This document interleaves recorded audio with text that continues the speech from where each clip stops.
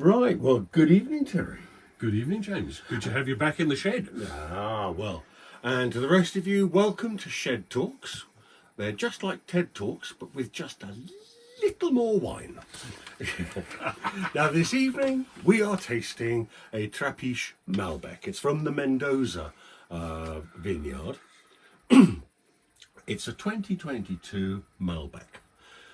Now, Malbec is originally a French grape, but it has basically been taken all over the world. And what you find is that particularly with a Malbec grape, you tend to find that it is different, or very different, in the new world as opposed to the old world. The other thing you will notice about it is it's a screw top. Now, there's a lot of rubbish talked about whether a screw top is cheap for the cheap wines and only a decent wine would have a cork. But that's not actually true. The screw tops have come on a lot since they were first put on the bottle, and they're no longer just a little cap. They now have the ability to allow air into the bottle and out at the same rates that a decent cork would. And of course, you don't have the danger of corking either. Now, when we taste the Malbec, which is of course is the main point,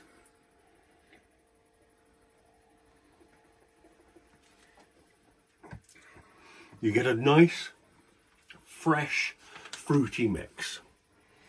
I'm getting plum, blackberry and a hint of vanilla from the 9 months of oak aging. That's a lovely wine, James, at 4. It's not bad, is it? No, This is actually from Argentina, and I have to say, generally I prefer Chilean wine to Argentinian, but I really quite like this. And the thing to know about the Mendoza vineyard is this wine is from some of the highest vineyards in the world, because they're right up there on the Andes. Okay, well, what I want to say, James, is because this is a French grape, yeah. made in Argentina. At any point you feel the need to surrender, please do.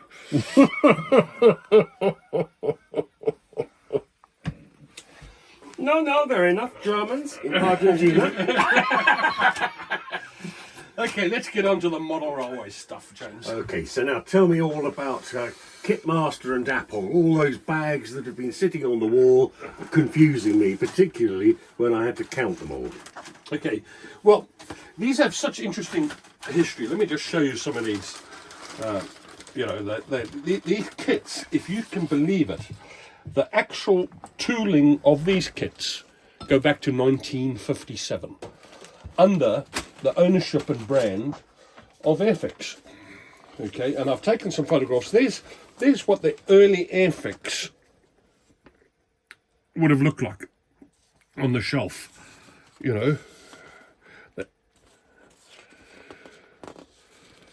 That's the Dapple, but there's another version of what Airfix did. I mean, they've not changed in concept or marketing since they were first produced. Okay, but the tooling is in the same. They started, Airfix Model Railways started producing their 00 gauge trackside series in 1957. They came out with 5 original kits: a signal box, a signal box, a country inn, a bungalow, general store, and a detached house. To that, over the next 4 years, they added more kits to the series, coming up to I think 26 kits within the first 4 years. And over the years, they then added wagons and static locos to the kits, and a Scamel, okay, GWR Scamel truck. And by that time, they'd finished their toolings and that sort of thing. They had 46 kits in all. They were standard stock stuff for many people on their model railways. I've built some. Most of our customers will build them. These are are household kits in the 00 model railway world. I mean, and if you've built Airfix kits for aircraft or military things, these are the same concept, exactly the same concept.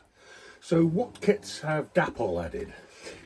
Dapple have added absolutely nothing since they've bought the company in 1984. They have continued to produce the same kits.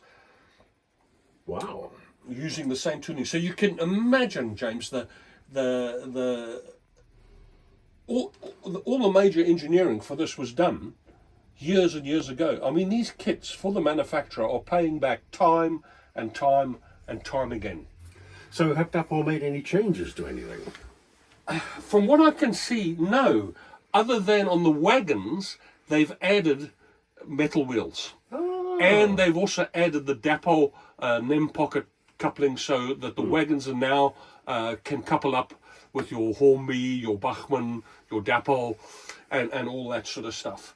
I mean, on the wagon side, you can get a very, very good wagon for under £11. You know, the crane, they do a crane a wagon kit. Where can you get a 00 crane kit for your lad under £15? You can't. Dapple make it. So you can really say that these are traditional kits. Oh, 100%. 100%. What year did you say? 1957 they started. They're older than me. Yes, they are. They're older than me. But, I mean, many of the people who come into our shop or are watching this clip or been around in the model will have seen or built Dapple kits. They do an accessories range. I mean, they're telegraph poles. They've been going for years. I mean, there's an early Dapple when they first took over. They've not even changed the concept. Airfix produced these with a fold-over piece, okay, and a plastic bottom. Dapple do exactly the same. For a short period of time, Airfix produced them in this box, in a box like that, okay, but they then reverted back to this concept of marketing. You can see what's in the bag. I think on the wagon kits, I think what they've also done is they've improved the transfers on that. So when you build the kit, you've got some really good transfers to go on. They are water slide transfers, so you obviously have to use all the techniques to put them on. So presumably you lacquer over to make sure the transfer doesn't get Yeah, damaged. just a bit of. I use a bit of hairspray Ah, when I've finished. well, I always thought you did. Yeah, no, it's all to do with the set and dry, but but yeah, these things. You know, there's so many basic things, and I think What I like, to be blunt, is across the whole range, it's the detail on the things. You know, it's not overdone.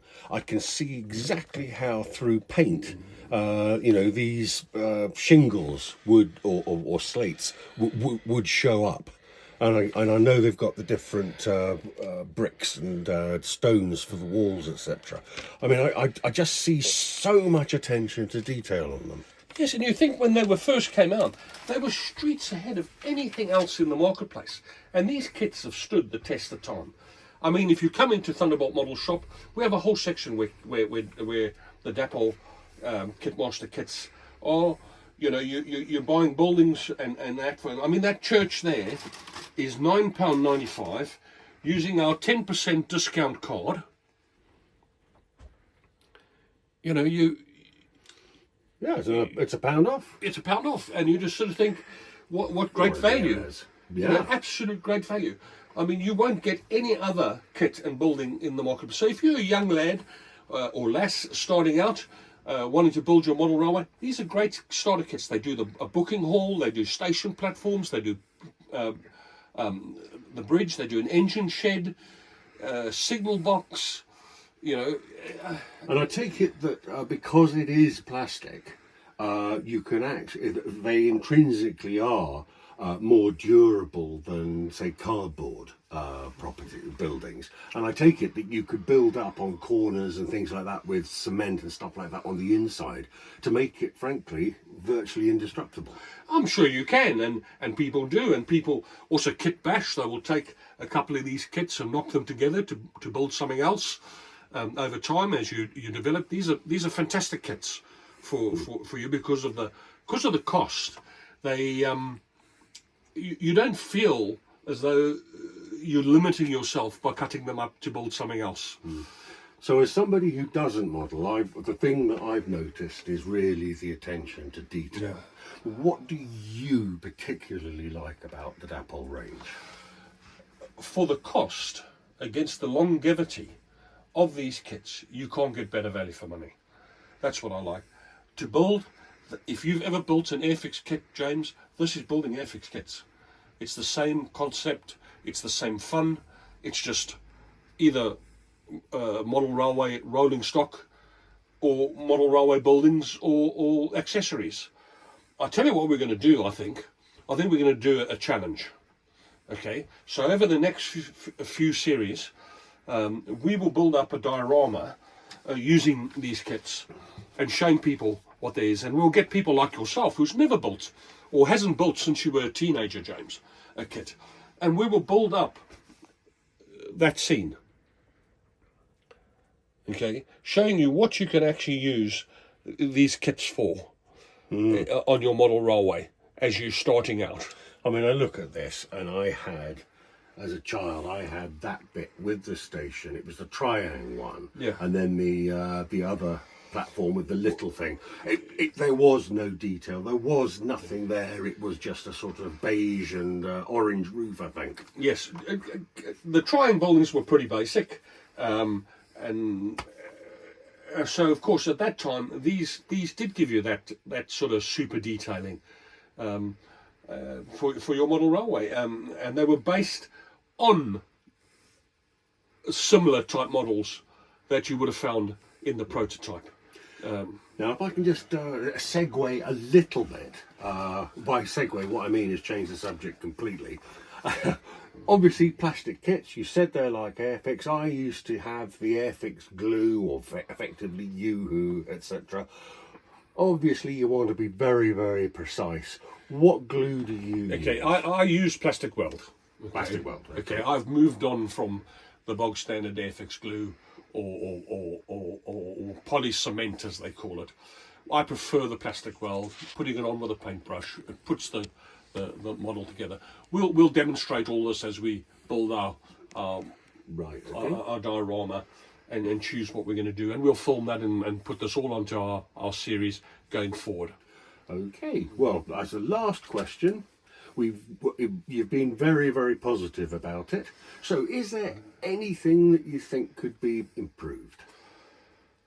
Like I said, James, for what they are, at the price they are, and for how long they've been around, they're fantastic. What do you need to change something that's tried and tested? They said that about us once. Yeah, but we know old bits. These are, I mean, you think, what's it? These are 65-year-old kits. Yeah. Still can't draw its pension in the UK, though. No, another 2 years. Another 2 years. Another 2 years. Okay. Well, happy evening. Hope you've enjoyed the chat, and see you anon. See you anon. Cheers. Cheers.